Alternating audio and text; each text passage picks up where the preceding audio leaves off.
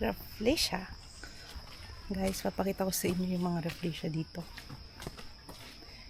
By the way, pauwi na nga pala kami kasi kasi sumuko may kasama namin. Yan, papakita ko sa inyo. Ah, nawala. Ay, yun pala. Yan, nagpicture na ako dyan kanina, kaya okay na. Picture ako to dito.